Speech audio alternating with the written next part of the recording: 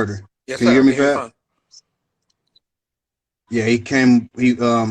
Well, we started off where I guess he was a witness to a murder, and I guess trying to find himself some leniency, stopped the police roughly 2 weeks later and told them that he had information of murder. He never described me. His initial description was 5'8", 120 pounds, light skin. His second description was 5'9", 160 pounds, light skin, brown skin brother. With I believe he said with a bald head. I've never rocked a bald head in my life. Um, he switched it up about three to four times. Um, by the time we got to his fifth description, which happened not to jump around, but his fifth description, even when I was incarcerated, was a guy that was 220 pounds, 6'2", and it was clear as day he didn't know what he was talking about. His only motive was to not do time for something that he had witnessed. Um, in 2011, I was starting to start my rap career. We have a mutual friend, me and Fab, by a guy named Big Mo, Fatty Addy Record.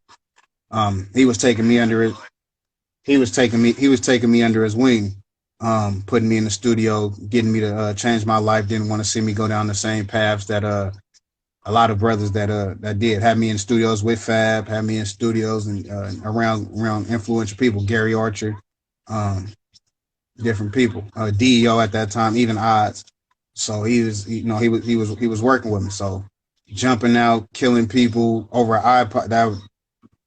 Everybody in Oakland know, like, Stank didn't do that. You know what I mean? So, So so you're um, currently incarcerated, and what is the sentence that you received? they gave me 50 years to life. I went speedy trial. Most people where we come from, when you get nabbed for a crime such as that, you sit 3 to 4, 5 years, maybe fighting for the best deal. Because Alameda County 9 times out of 10 is going to give you a deal. I felt like if I didn't do anything, there's no reason to sit. Because if you didn't do anything, what are you sitting for? What are you trying to hide, or what are you trying to get the best deal for? You didn't do anything, so there's never going to be any evidence that shows that you did it. Not knowing, they don't need no evidence. All they need is somebody saying that they seen you do something. That one's lagging. You gotta turn that one down. So, and I just put the were headphones on. you in your past? Did you have a troubled past with the judicial system that made them feel as if you were an easy candidate to receive something like this? For sure. For sure. Like I said, the reason how I met Big Mo was on an attempted murder charge. And that's kind of why he took a liking to not saying, like, bro, you could really rap, bro. Like, I'm not about to let you throw your life away like that, bro. Like change your life. If you beat this attempted murder and you get out, come fuck with me, bro. I beat that case. I came home and he took me under his wing. So do you feel that beating what we like to consider when we get over a case, beating a case or something like that, do you feel like the DA had it out for you, or was it the like same DA, or even in the same county, they were familiar with some of the things that you've done in your past? Do you feel like some of the things that you may have done in the past may have been the reason why they said, okay, you beat that, but we got you on this? For surely, because the crazy part about it is, in this trial, they let that guy come. That's one of the things that's got me coming home, because they let that guy come and say, you know what, 2 years ago I lied. He shot me, and he got on the stand saying these things, Hold and on, I'm wait, like, I wait. can't really The say what guy happened. that you allegedly shot got on the stand and said that you shot him?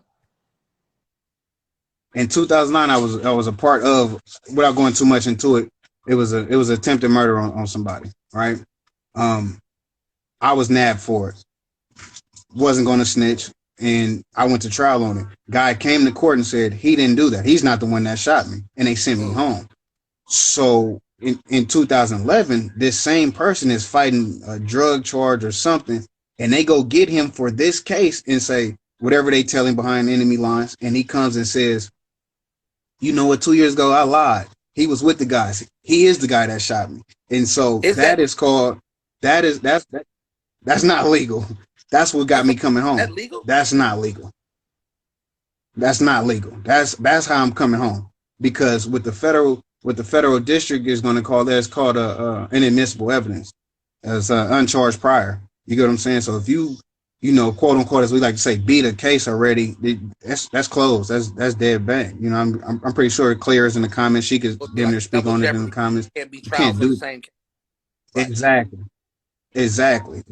Because you're inflaming the jury because it's showing that you have a propensity to commit the same kind of crimes, which is stolen property, or I get mad and shoot people, which was never the case. I just, like in this case, the streets talk, but that's not my job to do your job for you. I'm not going to say, oh, you got me, and well, I might have known about it, so he really did it. And that's what they want you to do. They say, if you're from this area, 9.5 out of 10, you know who did it. And if you don't tell us who did it, you're going to do the time So for it. when you allude to say I'm coming home, has it been passed, or are we just claiming that? I'm claiming that. I believe in the power of manifestation. Like, the power of manifestation is showed me time and time again that he get the final answer. Right now, my case is in the Ninth District Court. My Sally can tell you, people don't last in there. Cases come back 4 months, 3 months, 2 weeks. My case has been there a year, which means that we can't decide what we want to do. And if you're in there a year, we damn near about to send you back because we can't make a decision on it, which is fine. Take as long as y'all need. As well as I've had people such as yourself, as well as Jason Flom. He was just on Dr. Phil last week, and Dr. Oz. Like, he's a champion for me. He's pushing for me. Um, he's bagging, man. He's also the founder of the Innocence. He's a founding board member on the Innocence Project, and he's like, we not having that, bro. We've read your paperwork. We know your case back and forth. And Fab, when them kind of people get involved in your case, you gotta be innocent, because they're not gonna risk their lives or their livelihood or their reputation on somebody So that's to guilty. anyone that may want to have some resources or anything, is there any way that they can find out more information about your case? Is there any way that they can dig in a little deeper, even if it's to help or to kind of like continue to raise the awareness of what's going on your case, to get it on the desk of those influential individuals that can actually speed up the process of you coming home? Are there any is there any information that is available to the public, to anybody that may be watching? Well, I'm gonna answer that. I'm gonna answer that in two parts. The first part being, for anybody that might be in the comments that might feel like, well, shit, everybody say they're innocent. The case is in my link. It's a link in my bio. It's a link in the Justice for Pierre Russian bio. If you feel that you can find any piece, like the little, just find me one. Just give me one piece of evidence that showed I could have possibly did it.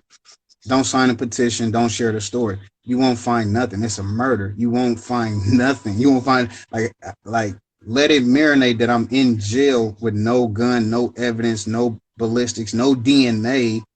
It was a murder vehicle. They had 20 fingerprints in the car right after the murder. And the alleged witness said the guy didn't have on no gloves. My fingerprints weren't in the car. I didn't commit the crime. Furthermore, I didn't say this to you earlier. I should have said this.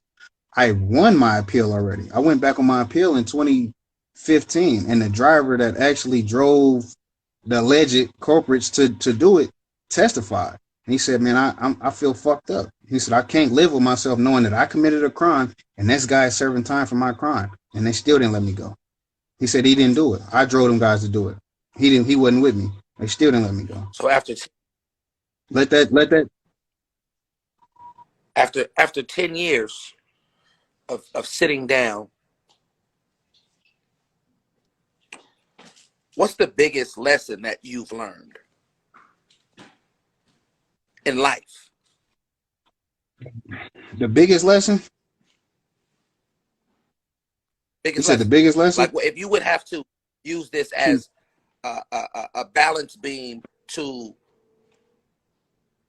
the future, to those in the past, to those that are currently living, whatever it is, of being here as a man, being railroaded for something that he did, and the transitioning of changing his life, do you feel that the universe is like, okay, maybe you got away with that, but I'm gonna make you do this, and as you feel like you've done what it is and you've paid your debt to society, what is the lesson that you would love to share? Because it always has to be a lesson, and and our experiences of life. You being a young black man with an opportunity to even have your opinion voiced, to be able to have associates, not only like myself, but to the other people that you've listed, to be able to bring this, because there's several hundreds of thousands of inmates and individuals. I won't even look at them as, I won't call them criminals, because sometimes they've been criminalized. But in saying that, what is the biggest lesson that you want to share? Because it always has to be a silver lining in all of this. The biggest lesson I would learn, not to even get too religious, is keep God first. I've seen dudes come in here and lose hope.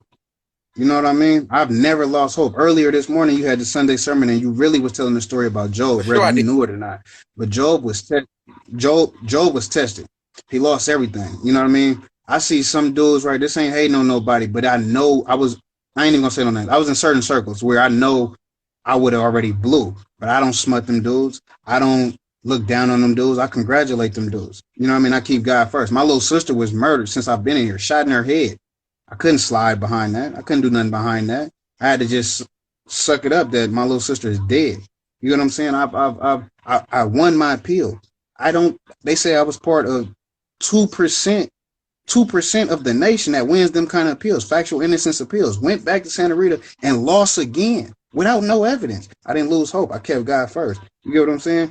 I've been blessed to speak with people such as, Kim K's producers. You get what I'm saying? That they're saying like, man, we took your case to Kim. She's read it, and like she's thinking about getting involved, and she didn't say nothing back yet. I haven't lost faith. Keeping God first. I didn't been in riots, watching people get stabbed to death in my face. Like, how many times we have seen somebody get stabbed since we've been up here, bro?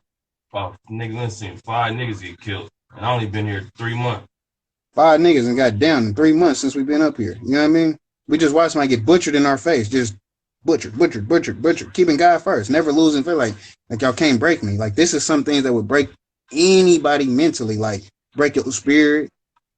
You got to think, Fab. Like, I wake up every day 10 years for something I didn't commit. I keep God first. That's the biggest thing. That's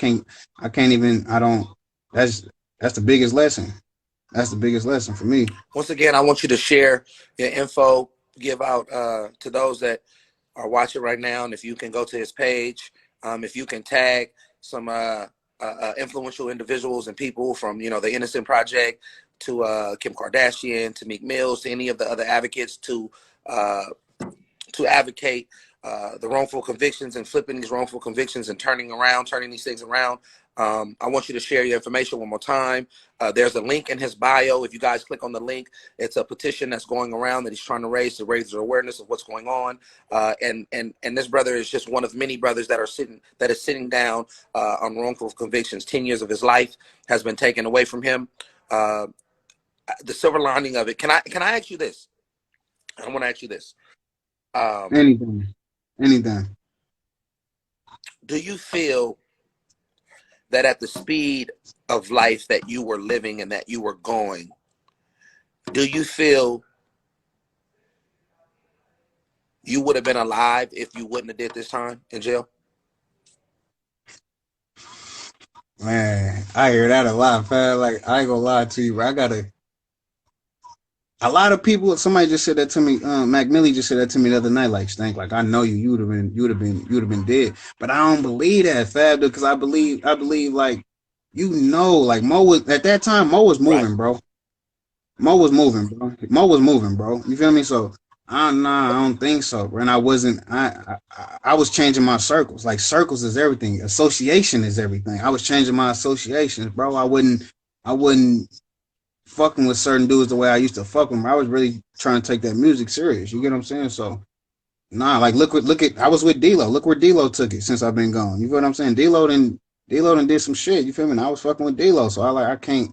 I think I would have been all right, bro. Tell me this. He say, Fab, I'm not gonna lie to you. I'm gonna own up to what it was that I was doing in them streets, and I feel like if I didn't go to jail, I would be dead. He said, I feel like jail saved my life, but it also gave me a broadened perspective, and it also taught me the lessons that I'm going to share for the rest of my life to the younger brothers, to let them know how the first thing that I would have did, I wouldn't have never stepped off the porch the way I stepped off the porch, because that street shit, it ain't worth it.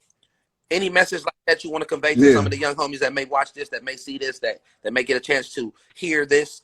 Any message you want to share to them? for surely. Like them Yankees ain't playing, bro. Like you feel me? Like motherfuckers always gonna be your partners when it's time to be when it's good to be your partners, right? But it's a lot of how many niggas sending you money, bro? Lawyer fees and shit, bro. What? Lawyer fees, bro. Ain't nobody doing that, bro. When Come it on, count, man. bro. You feel me? Like I got one nigga. The nigga that was there for me when we did our when I helped you with the food giveaway, bro. He came out there Man, you in doing this slippers, shit bro. all Like on your own. I don't know, bro. You gonna be doing it by yourself, bro. So they gonna say they gonna slide. They gonna say they gonna break something off. They gonna, bro. We'd all done heard it all, bro. You feel me? And then at the end of the day, for what? For what? It don't add up, bro. So at the end of the day, like you right. I would have did it way different. I would have just been rocking by myself, bro. You feel me? Even though I didn't do anything to get here, but it's still the association of you being affiliated with these areas that they could have thought that you know what I mean, had something to do with it. You know what I mean? Is nah. That ain't So it, bro. here it is today, another victim of targeting, a young black male who is being convicted of a prior past that one no longer lives, and a man who has had a wrongful conviction against just being in the same elements. And I tell people the systematic and systematic governing society of the judicial system has been to railroad many of us and to railroad many of the young brothers that are victims of their environments. And here it is, a case where a young man has spent 10 years of his life, man, out of a wrongful conviction, but still being here, still being held after winning appeal, lack of evidence and lack of so many different things in the court. And it just goes to show you how stern the judicial system is on young black men when it comes to them not wanting to admit their wrongs. The unfolding of that is Absolutely. a man watching his life, the sand in the hourglass continue to tick, man. This is Sure. this platform I wanted to use with you because I told you that I wanted to be able to share this. We never know who may share this. And although there's only 100 viewers on here, the influence that this can perpetuate can be far bigger than what it is right now. So I thank you for sharing your story, man. Being a representative. Nah, fat. Nah, you. I think you fat because they don't give you enough credit, bro. Like you, I was telling my son this the other day. Like when you say the mayor, it's not mayor like motherfuckers be trying to say the king of Oakland. Like, bro, you really are the mayor, bro. You give back to the streets, bro. And I feel like a lot of times, bro, when people die, then they want to give them their roses. They need to give you your roses right now, dog. Like what you've done for the community. Like, how many people from the town that actually know about Stank's story then actually didn't give me a platform? You get what I'm saying? They could care less that he in there dwindling around and dying in that motherfucker. They don't care, bro. They don't care. You know what I mean? So let me stop you. It ain't about me right now. It's about the platform that you got, bro. And I salute you, bro. Like, you feel me? Like, I damn near just almost dropped a tear. Like, genuinely, I salute you, bro. You feel me? Even what you did, I think that was with the Christmas. Just that line was so everybody don't got it, bro. And you went in your pocket and dinner fed. They know damn near you fed the whole community, bro. Toys and food and and that's just a holiday. Ain't no telling what you do off the camera and off of Instagram, bro. So I And salute you, bro. Like it be authentically, bro. That mayor shit, I argue anybody, bro. Any rapper, any town, it don't matter, bro. Like I'm gonna tell like that nigga really the mayor, bro. For real, bro. it be so much love, man. Like I say, I feel like we have to learn to accept compliments, you know, and so I'll accept that. And accepting that compliment, I bond with. And let me let me let me tell him because I keep seeing they keep saying the information. Pierre Rushing, PIERRERUSHING. It's in link in the bio. And the change.org is the justice for Pierre Rushing at change.org. So y'all get a chance to go click the link in the bio. As I was saying, when people don't want to give you your credit, give your things, go buy your own flower shop or plant your own garden. You know, I don't worry about the credit, bro. Like, you know what I'm saying? My main thing is utilize your position, man. God has given me a platform and a position, and he's given a lot of people platforms and position that are used incorrectly. And once they use it incorrectly, when they lose that platform, that's life. That's living in hell, because they'll never be able to really truly receive the blessings that was in store for them, because they didn't show that they were ready for their phases of purpose. As we move forward, I step into my phases of purpose, and I accept and I adhere the good with the bad, and I'm okay with that. There's going to be some ups, there's going to be some downs, but the trajectory of the planned trajectory is to continue to keep moving forward and shed light on the darkness and that we face in our communities, brother. Here it is, the darkness of wrongful convictions. And I'm not just doing this just because I know you on a personal level, but I'm doing this because I feel like your case should be heard, needs to be heard. And the returning of home is something that is very pivotal, not only for yourself as a person, but it gives the other inmates and other individuals that are in the same situations that you're in actual hope. As you earlier, the hope is something that dwindles in a person's mind when they're sitting in a cell feeling as if no one cares. And that's what kills them worse than anything, is the lack of, Man, you know what I'm saying? So man, that for is real. the whole sole purpose of this today. I salute you. I tell you all the time, I appreciate you and I appreciate your existence. As the maturity and the maturation of your perspective continues to evolve, I hope that Allah, God, and the supreme being, or whoever people may reference him as or her as, grant you the serenity as well as peace on your return home, you know, because I do believe that you will be home and you will get back home. Once again, Pierre Russian, guys, click the link, hear his story, see his story. I'm going to share this IG live, and this can be the start of something, of being able to speak with people that are. I'm gonna tell you what we need to do, Fab. Like with the whole thing what Meek got going on with the Justice Reform Alliance, we need to really put something together, bro, and really get at them, bro. Because I feel like we got half of the puzzle together with the Jason Flums and shit, but we need to go tap into somebody that's really part of our community. We can do Not it, man. saying, What they're doing, not to yeah, cut you off abruptly, but what they're doing is the paramount and the blueprint for what things should be done. And I feel like artists and other individuals from communities that have a level of influence, they should utilize their influence and do the same thing. And it's not copying, because what is, we're come on, running a blueprint that is successfully working, because like in Philly, like in New York, like in Florida, like in Detroit, there are all people that have been wrongfully convicted in areas where poverty is heavy. And the for surely, for more of a surely, stronghold on the community than anything else, and they've had a corruption in these communities where poverty has reigned rampant, and most of these individuals that are convicted because they grow up in places where they had to do things to survive out of lack of survival, but also it would put them in certain places. It was the right place, just at the wrong time. And the wrong time for a corrupted judicial system for surely. to easily do their job to help them get shit and just wrongfully convict hella people. There are several individual victims For of this. surely. So the things that Meek Mill and a lot of the other people that are involved in the Innocent Project and a lot of these things that they're doing, that is they stand on the precipice of what it needs to be done for those to say, man, let's all utilize our influence to help people come home that we know. And it's just about utilizing that platform.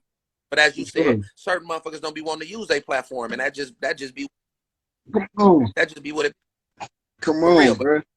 And it's like they get this not speaking down on nobody, but it's like they get this celebrity status, and it's about the fucking the women and the art the jury and most, the man. ISIS. Like, how many how many lives did you change today, bro? That's why I say you the mayor, because you changing lives, bro. You get what I'm saying? And that's why I try to do what I can do. Like whether I'm giving away some shoes or I'm giving away some meals, because I'm trying to show people like keep hope alive, bro. Don't let, if I can do it, like I tell myself, like, bro, if I can wake up every day knowing that I didn't do it, bro, and he didn't read my paperwork, he know I didn't do it, then it's like, okay, I can still give away to people, and I'm in a position to do it. I should say that too, because everybody not able to. But changing a life, putting a smile on somebody's face. Like it's been times where I didn't been on Facebook and I'd be like, man, guess the number. Honey, no, she in the comments. Think of a number I'm thinking of. I'm gonna buy you some J's. That person might not have that to buy their kids no J's. You know what I'm saying? man, So it's just about I changing read a life, bro. You know? and it said life is about not what you did to get power, but how many people did you empower once you got power? On the Huey real. Newton said power is the ability to give someone something that didn't understand how changing that could be utilized to change their life and change their perspective. And that's the beauty of power. Power can For help sure. people. Here it is. We use the social media as a powerful platform to help spawn the thought of how many other brothers are in this situation. And you sparked an idea inside of me, which will, on a weekly, I'm going to reach out to brothers that have been wrongfully convicted, and I'm going to utilize the same platform and share this platform like we did with you. 30, 40 minutes of just other brothers and shed life on cases, and hopefully we can get some brothers home, or we can start the beginning of that journey. For I sure. pray that, soul is for you, and the peace of your mind and in your situation, that you never lose hope and your hope continues to grow even at a higher level. Once again, y'all click the link, and y'all follow up. If you know anybody that knows somebody, let's continue to just spread it, man. Just because a person has done something in their past that is considered bad, that doesn't make them a bad person. That doesn't mean that a person needs to be done in life for the rest of their life, as he said, 50 years to life for something that he didn't do. I love y'all. I thank y'all. I appreciate everybody that tuned in. Stank, I'm going to tap in with you. And For sure, your bro. love. Love you, King. Like for real, bro. Like for real, King. I mean that at the heart, You bro. know For it, my real, nigga. bro. 100. All right. That's good. 100.